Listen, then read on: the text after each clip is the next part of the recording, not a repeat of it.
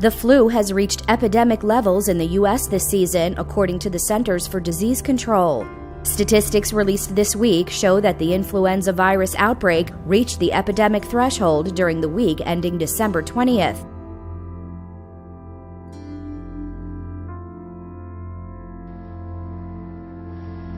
Chris Jones grew up along Turkey Creek. You can get out and be in old Florida, natural Florida, the way it was hundreds of years ago before people were here. But look at it now. Catfish have been dying for weeks. People have reported dead animals, including an alligator and some raccoons and turtles.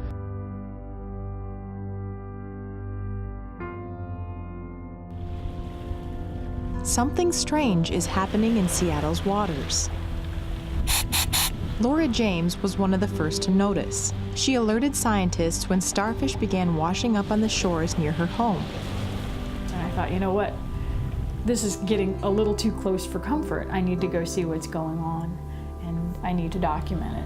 As a diver and underwater videographer, James was equipped to do something. She decided to take her camera to a spot popular among both divers and starfish.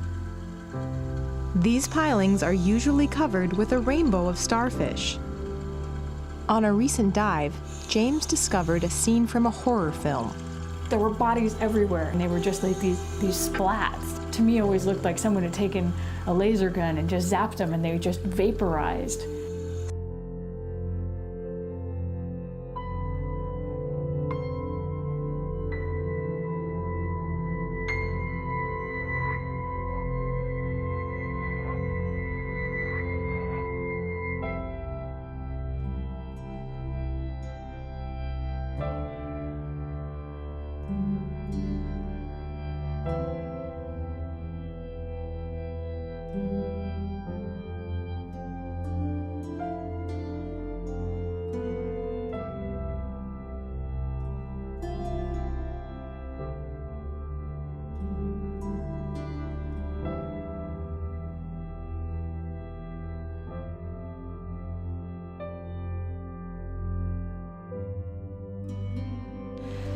South Australia hasn't seen fierce flames and frightening conditions like these since 1983's fatal and destructive Ash Wednesday.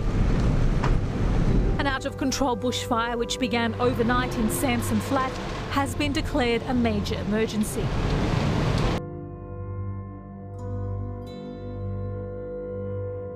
What's unusual about this setup, Adna, is that the release of such intensely cold air out of the interior of the Arctic. Now, what's happened globally, in actual fact, is that we've had this cold air locked in place across the Arctic so far this winter.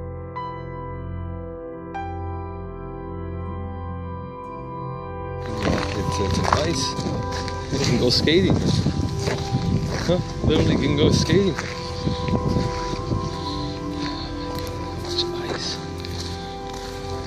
Area.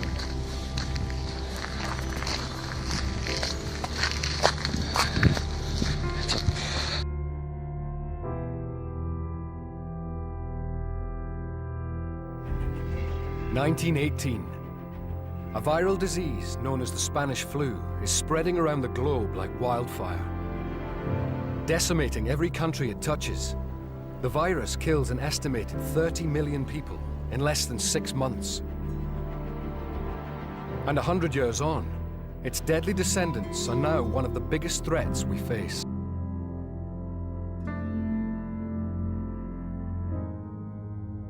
With only a few feet between them, Erison Toure shouts to his sick mother.